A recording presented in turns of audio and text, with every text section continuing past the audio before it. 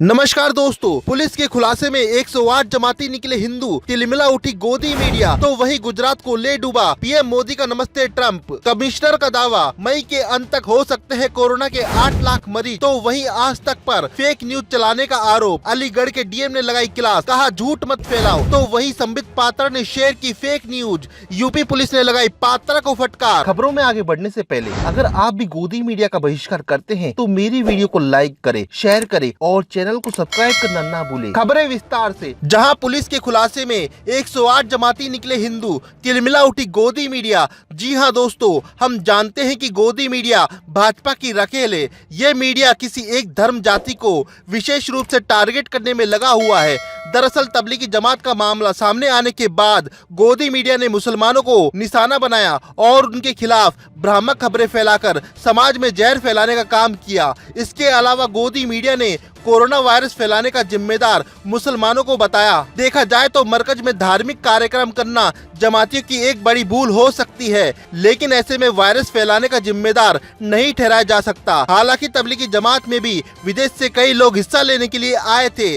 ऐसे में सवाल उठता है कि आखिरकार गृह मंत्रालय ने इन लोगों को आने की इजाजत क्यों दी। इस बारे में समाजवादी पार्टी के अध्यक्ष अखिलेश यादव ने गृह मंत्रालय से सवाल पूछा। आखिरकार तबलीगी जमातियों को कार्यक्रम करने की इजाजत किसने दी, लेकिन गृह मंत्रालय ने इसके बारे में जानकारी नहीं दी। इसके बाद मीडिया ने एक ही धर्म के लोगों को टारगेट करना शुरू कर दिया। कहा गया जमाती मरकज में वायरस फैलाने के लिए छिपे बैठे हैं, लेकिन सरकार इस भेदभाव को देखते हुए कोई अपील नहीं करती। तबलीगी जमात का मामला सामने आने के बाद कुछ दिनों बाद तबलीगी जमात पर झूठ फैलाना शुरू कर दिया, लेकिन पुलिस अधिकारियों ने गोदी मीडिया को रंगे हाथ पकड़ते हुए फटकार लगाई, जिसमें गोदी मीडिया का एक बयान सामने आया, जिसमें उन्होंने कहा जो लोग तबलीगी जमात के संपर्क में आए उन्हें क्वारंटाइन किया गया। लेकिन इस खबर का पलटवार करते हुए नोएडा डीसीपी ने कहा ये झूठी खबर है, इस मामले में तबलीगी जमात का कोई भी संबंध नहीं है और आप समाज में गलत खबर फैला रहे हैं। वही जी न्यूज ने एक झूठी खबर चलाई, जिसमें कहा गया अरुणाचल प्रदेश में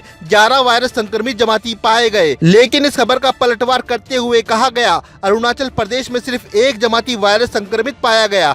आप तबलीगी जमात को लेकर गलत खबर फैला रहे हैं। यह झूठी खबर फैला रहा जी न्यूज को भारी पड़ी। इसके बाद जी न्यूज ने लिखित रूप से माफी मांगी थी, लेकिन अब ऐसे मामले की पुष्टि हुई है जिसमें 108 जमाती पाए गए हैं। दरअसल ये मामला छत्तीसगढ़ का है, वहाँ 159 तबलीगी जमातियों की रिपोर्ट बनाकर भेजी गई। इसके बाद ये मामला हाई कोर्ट पहुँचा। हाई कोर्ट ने राज्य सरकार को आदेश देते हुए कहा इन लोगों की जांच पड़ताल की जाए। जो लोग निजामुद्दीन मरकज से वापस लौटकर आए हैं, याचिकाकर्ता की कथित रूप से तबलीगी जमात मरकज से छत्तीसगढ़ लौटे 159 लोगों के सूची के आधार पर हाई कोर्ट ने आदेश जारी किया और कहा 159 जमातियों में से 51 मुस्लिम हैं, तो वहीं 108 लोग हिंदू पाए गए। दरअसल ये वो लोग हैं जिसका मोबाइल फोन 13 से 16 मार्च के बीच दिल्ली निजामुद्दीन मरकज के आसपास एक्टिव था। ऐसे में गोदी मीडिया ने पड़ताल में भी इन लोगों को भी जमातियों में शामिल कर दिया। हालांकि इस मामले में 108 हिंदू पाए गए हैं और वहीं 51 मुस्लिमों की पुष्टि हुई है।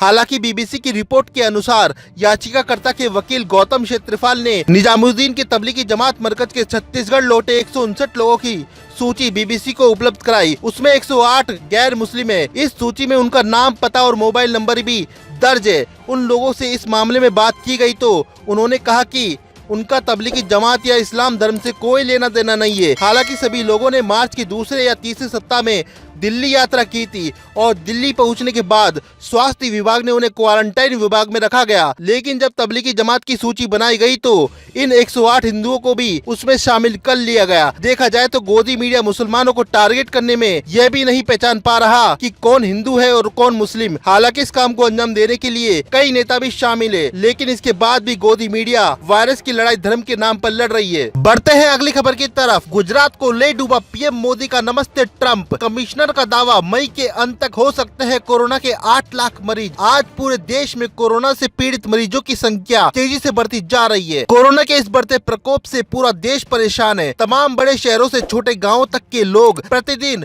मौत का मंजर देखने को मिल रहा है। छोटे गाँव कस्बों से लेकर बड़े बड़े शहरों तक लोगों में डर का माहौल है। वो अपने घर में बंद है ताकि खुद को बचाया जा सके। अहमदाबाद में मोदी द्वारा आयोजित नमस्ते ट्रंप का भव्य कार्यक्रम। आप तारीखों पर गौर करेंगे तो पाएंगे कि कि 30 जनवरी को भारत में पहला कोरोना पॉजिटिव मरीज मिल गया था, तो उसके लगभग एक महीने बाद 24 फरवरी को नमस्ते ट्रम्प का आयोजन करना, उसमें 120 करोड़ रुपए लुटाने की क्या आवश्यकता थी। जिस गुजरात के अहमदाबाद शहर में लाखों लोगों के बीच नमस्ते ट्रम्प का भव्य आयोजन किया गया था, उसी शहर के म्युनिसिपल कमिश्नर ने दावा किया है कि 4 दिन में मरीजों के दोगुने होने की रफ्तार बरकरार रही तो मई के अंत तक शहर में वायरस के करीब 8 लाख मरीज हो सकते हैं। गुजरात के अहमदाबाद शहर में कोरोना वायरस संक्रमण के मामले लगातार बढ़ते जा रहे हैं, जबकि अब तक गुजरात में 1638 संक्रमण के कंफर्म मामले अहमदाबाद से ही सामने आए हैं। तो अब सवाल केवल इतना है कि क्या नमस्ते ट्रम्प की जिम्मेदारी भी मरकज वालों पे थोप दी जाएगी या दलाल मीडिया इसमें भी सांप्रदायिक जहर घोल देगा। गोदी मीडिया किसी एक खास वर्ग को ही इसका दोष ठहरा देगा।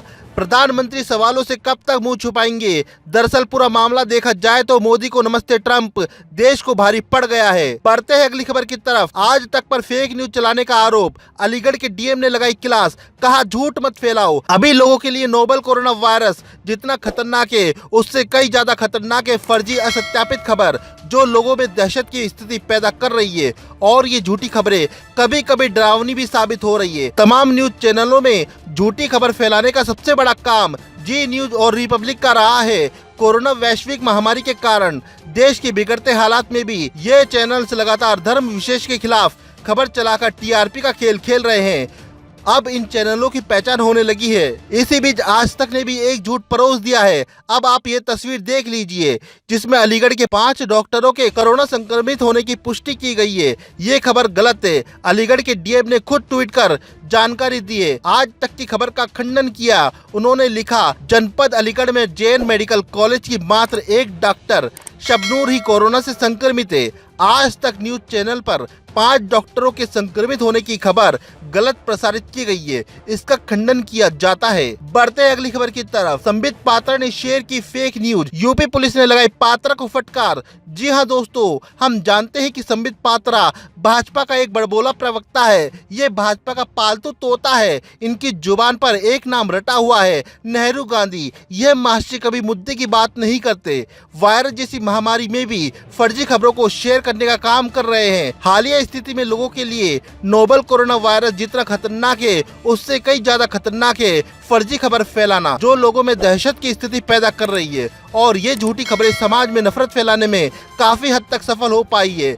सोशल मीडिया पर लोगों द्वारा लगातार फर्जी खबरों को शेयर किया जा रहा है। इसी कड़ी में फर्जी खबरें शेयर करने वाले एक पुराने खिलाड़ी का नाम जुड़ा है, जो कोरोना महामारी के बीच एक खास धर्म के लोगों के प्रति समाज में नफरत फैला रहा है। लेकिन फरीदाबाद पुलिस ने उन्हें ट्विटर पर ही धर लिया। हम बात कर रहे हैं भाजपा के राष्ट्रीय प्रवक्ता संबित पात्रा की, जिन्होंने फरीदाबाद के जान मोहम्मद और उसके साथियों पर आशा वर्कर्स को बेरहमी से पीटने का इल्जाम लगाया है। उन्होंने ट्वीट में लिखा, फरीदाबाद में जान मोहम्मद और उनके लोगों ने जो कोरोना का डाटा इकट्ठा कर रहे थे, उन्हें बेरहमी से मारा। ये बात पूरे मोहल्ले में आग की तरह फैल गई कि सरकार एनआरसी के लिए डेटा इकट्ठा कर रही है और पुलिस जॉन मोहम्मद और उनके साथियों को गिरफ्तार करने के लिए ढूंढ रही है। हालांकि इसके तुरंत बाद फरीदाबाद पुलिस ने ट्वीट का संज्ञान लेते हुए रिप्लाई दिया, श्रीमान आप आशा वर्कर की जिस घटना का जिक्र कर रहे हैं वह फरीदाबाद की नहीं। दरअसल पूरे मामले की गंभीरता को देखा जाए तो संबित पात्रा को अफवाह फैलाने के जुर्म में हो सकती है जेल। खबरों में हमारे साथ बने रहने के लिए मेरे चैनल द वंडर न्यूज को सब्सक्राइब करना ना भूले। जय हिंद।